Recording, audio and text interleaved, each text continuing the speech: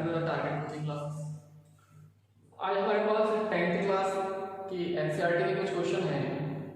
तो एनसीईआरटी के क्लास 10 के फर्स्ट चैप्टर के एक्सरसाइज 1.2 के कुछ क्वेश्चन है, जहां पर हम पूरी एक्सरसाइज सॉल्व करेंगे आपके लिए। तो देखते हैं उसको इजी वे में किस तरीके से करना है। तो आइए शुरू करते हैं। Exercise 1.2 of the 10th class NCERT का फर्स्ट क्वेश्चन है, express each number as a product of its prime factors. Prime numbers में ही हमने इसके फैक्टर्स निकालने हैं, इस बात को ध्यान रखिए। तो 140 के हम फैक्टर्स ले लेते हैं रफली।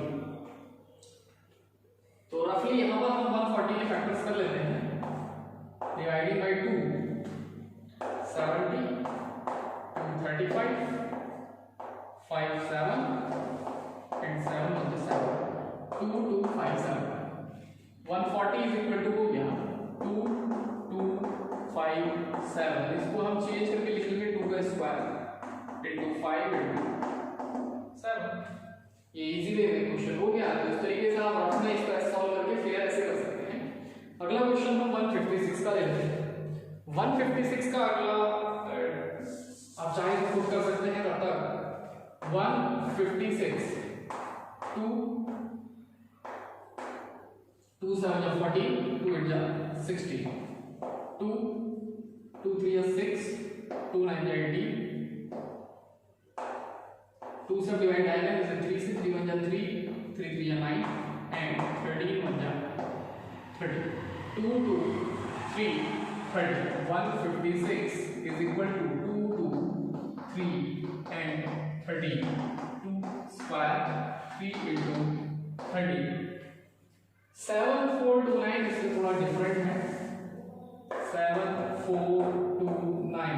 तो आपने छोटी क्लासेस में 7 4 2 9 या फिर कह सकते हैं कि छोटी क्लासेस में आपने डिविजिबिलिटी पढ़ी होगी कि कौन सा नंबर 2 से डिवाइड जाएगा और कौन सा नंबर 3 से डिवाइड जाएगा। तो 2 से डिवाइड नहीं जा सकता क्योंकि इसके लास्ट में इवन नंबर है। 3 से डिवाइड सॉरी इसके लास्ट में ऑड नंबर है, इसलिए 2 से डिवाइड नहीं जाएगा। अब देखते हैं कि 3 से डिवाइड जाएगा कि नहीं जाएगा। इन सभी नंबर्स को ऐड कर देंगे। 7 4 11 13 और 9 22 22 3 से डिवाइड नहीं आता, तो इसलिए 3 से डिवाइड नहीं जाएगा। तो 4 से भी डिवाइड नहीं जाएगा, 5 से डिवाइड नहीं जा सकता, तो ये एट लास्ट डिवाइड जाएगा 17 से। देखते हैं कि 17 से कितने टाइम्स डिवाइड जाएगा। 7 4 2 9 17 4 जा 68 6 2 9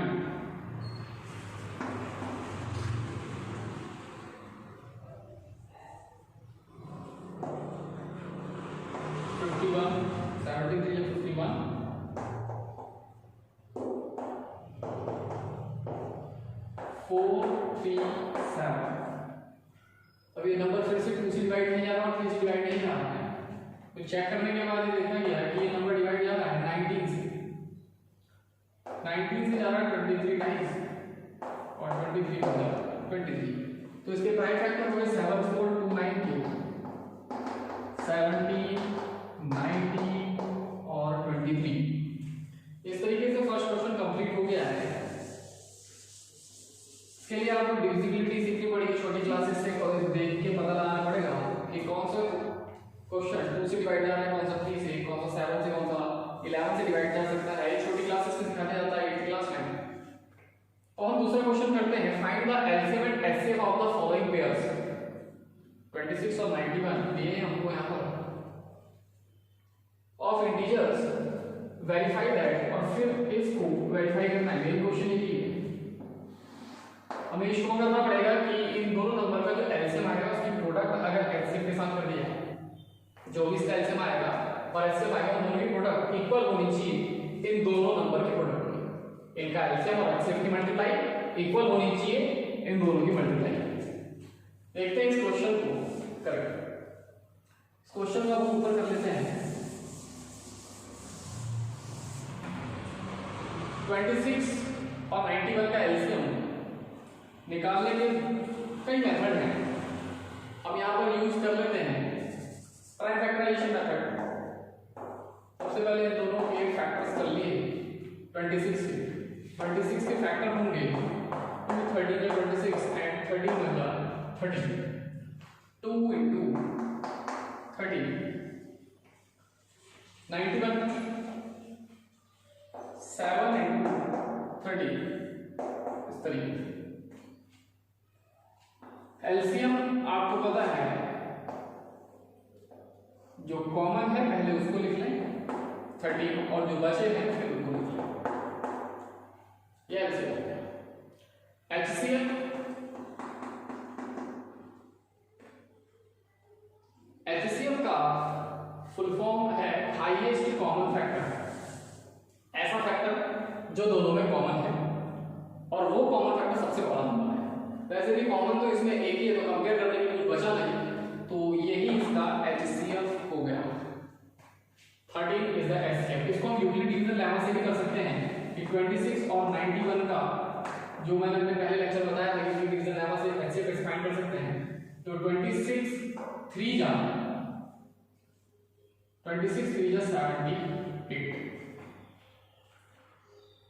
डिवाइड करने के बाद 13 इस नंबर को यहाँ नोट करेंगे 13 2 या 26 ये नंबर पूरा डिवाइड चलेंगे यहाँ 13 इज द एचसीएफ और एलसीएम को दोनों पता लगे हैं। अब हमने इसको वेरीफाई करना है तो यहाँ पर इन सभी नंबर को रख लेते हैं। एलसीएम की वैल्यू क्या आ रही है 13 2 या 26 7 जा 182 and 30 is HCF. So LCM is 182 into HCF is 30. 182 and 13 का मल्टीप्लिकेशन कर लेते हैं।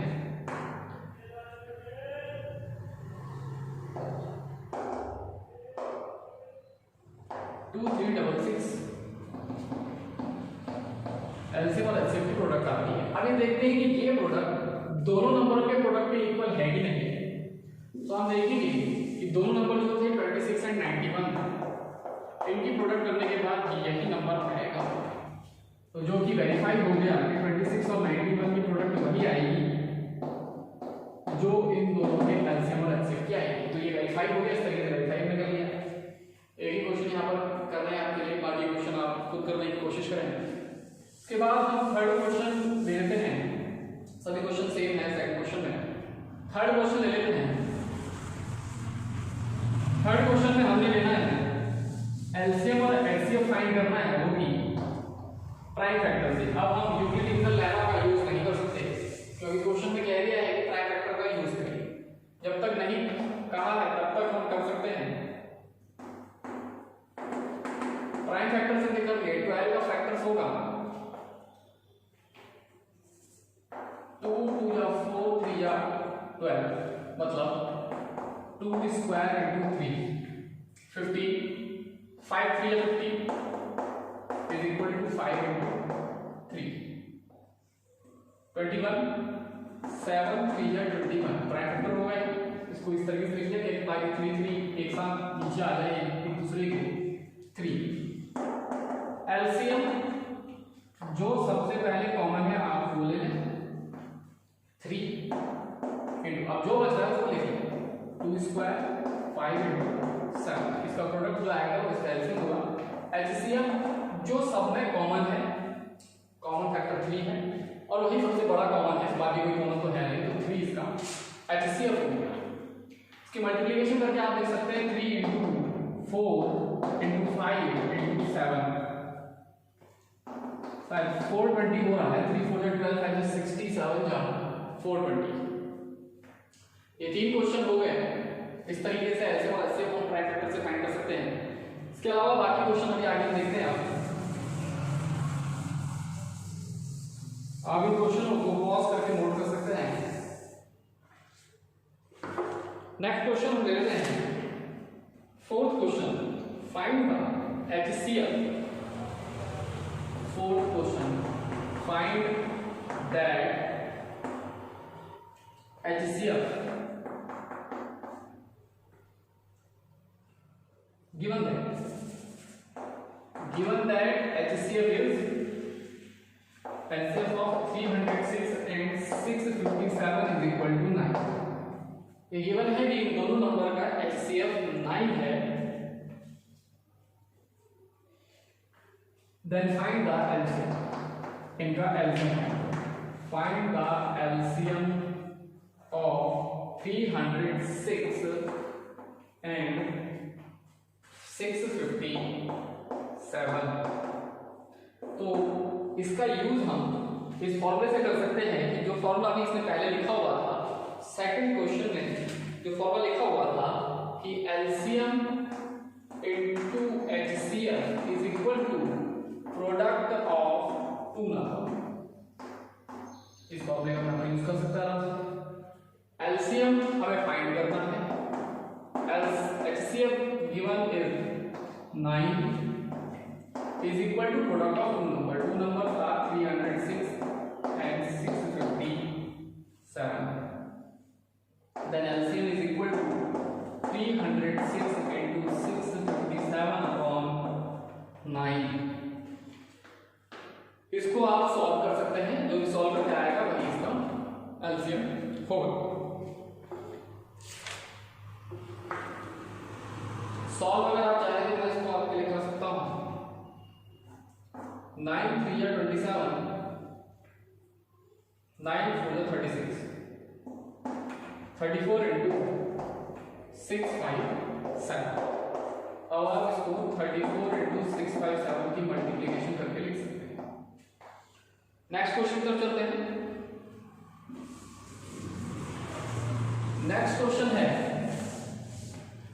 नेक्स्ट क्वेश्चन आपके पास है, अच्छा क्वेश्चन है, लैंग्वेज वाला क्वेश्चन है। Check whether 6 to the power n can end with the digit 0 for any natural number n. Check whether 6 to the power n can end with the digit 0 for any natural number है, any natural number है। तो n यहाँ पर एक natural number है, n belongs to natural number, यानी कि n का मतलब यहाँ पर भी नेचुरल नंबर है। Natural number 1 2 3 4 up to the infinite कोई भी हो सकता है। तो 6 की पावर n है, so that is here n is 0, sorry it's not 0, 1 2 3 and so on. अभी चेक करना है कि क्या 6 की पावर n को सॉल्व करने के बाद n कुछ भी हो सकता है, n 1 हो सकता है। तो 6 की पावर n था, n की जगह हमने 1 ले लिया तो 6 की पावर 1 हो गया, n की जगह 2 है 6 की पावर 2 हो गया, n की जगह 3 है 6 की पावर 3 हो गया। तो 6 की पावर 1 को अगर हम सॉल्व करेंगे तो ये तो 6 आ रहा है, 36 आएगा, 216 आएगा। 6 की पावर कुछ भी हो, लास्ट में हमेशा 6 आएगा, 0 कभी नहीं आएगा। और हम कैसे पता लगाएंगे? हमें तो फिर बिना मल्टीप्लाई करे पता नहीं लगेगा। बिना मल्टीप्लाई करे पता लग सकता है जिसका भी हमसे 0 पे एंड हुआ और ना होना पूछा है, हम उसके फैक्टर करेंगे। 6 की पावर 1 मतलब 6 की पावर 2 का मतलब 6 into 6, 6 की पावर 3 का मतलब 6 into 6 into 6। कोई नंबर 0 पे तभी एंड हो सकता है जब उसमें उसके फैक्टर में 2 आ और 2 के साथ 5 आ। दोनों का होना जरूरी है फैक्टराइजेशन में। अगर दोनों में से एक कम है तो कभी भी 0 पे एंड नहीं होगा। इसके फैक्टर हम देखते हैं 2 into 3 का। तो 2 into 3 करने का हमने देखा कि 2 तो इसमें आ रहा है बट इसमें 5 नहीं है। अगर इसमें 5 होता तो 2 5 10 लास्ट में 0 हो जाता, लेकिन 2 3 या 6 होगा। उसी तरीके से इसमें भी 2 into 3 into 2 into 3 सेम इसमें भी होगा। तो वो नंबर जिनके प्राइम फैक्टर में 2 और 5 नहीं है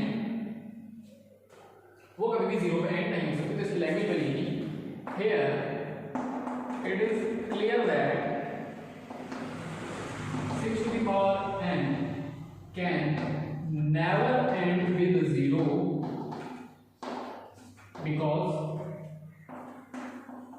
ऐसा इसलिए, ऐसा होने के लिए because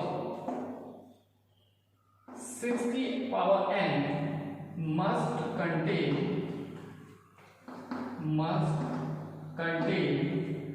the prime factor of 2 and 5 both.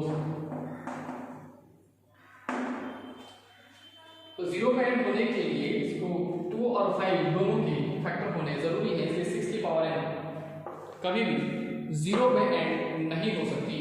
ये इजी क्वेश्चन है। इसी तरीके का मैं आपको एक होमवर्क दे सकता हूँ, आप इसको सॉल्व कर सकते हैं 4 की पावर n के लिए और चेक करके बता सकते हैं कि 4 की पावर n कभी 0 पे एंड होगी या नहीं। अगले क्वेश्चन की तरफ चलते हैं। अगला क्वेश्चन हमारे पास 6th क्वेश्चन है, एक्सप्लेन व्हाई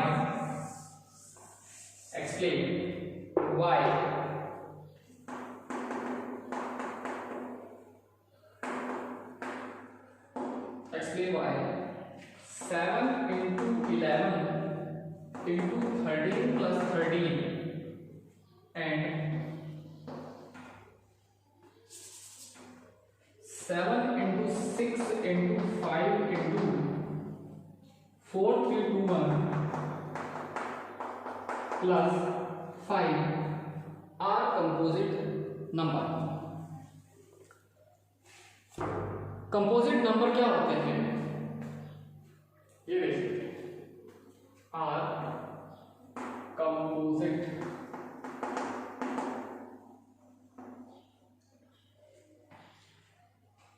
ऐसे नंबर्स जिनके पास एक से ज्यादा फैक्टर होते हैं, दो से ज्यादा फैक्टर होते हैं, उनको हम कंपोजिट नंबर कह सकते हैं। तो सबसे पहले इनको देखते हैं कि कंपोजिट है कि नहीं। 7 into 11 into 13 plus 30 ये पहला नंबर देखने की कंपोजिट है नहीं, तो हम 13 कॉमन ले लेते हैं। 13 एंड 13 कॉमन, इसमें से 7 into 11 प्लस 1 30 7 into 11 11 7 77 11 और 7 30 into 1 86। इसमें तो फैक्टर 2 से ज्यादा हो रहे हैं, तो 2 से ज्यादा फैक्टर ये होंगे। 11 7 77 7 into 11 plus 1 77 plus 1 78। तो इसमें फैक्टर 2 से ज्यादा हो रहे हैं क्योंकि नंबर 13 से भी डिवाइड कर सकता है, ये नंबर 78 से भी डिवाइड करता है, नंबर 1 से भी डिवाइड कर सकता है, नंबर 6 से भी डिवाइड जा सकता है। तो इसलिए ऐसे नंबर जो 2 से ज्यादा प्राइम फैक्टर जिनके पास होंगे उन्हें कंपोजिट नंबर बोलेंगे। तो इसका मतलब ये कंपोजिट नंबर है। सेकंड वाला चेक कर लेते हैं। 7 into 6 into 5 into 4 3 to 1 plus 5 is common। 7 into 6 into 4 into 3 into 2 into 1 plus 1 5 से डिवाइड जाएगा into, इसको सॉल्व करके देख लेते हैं।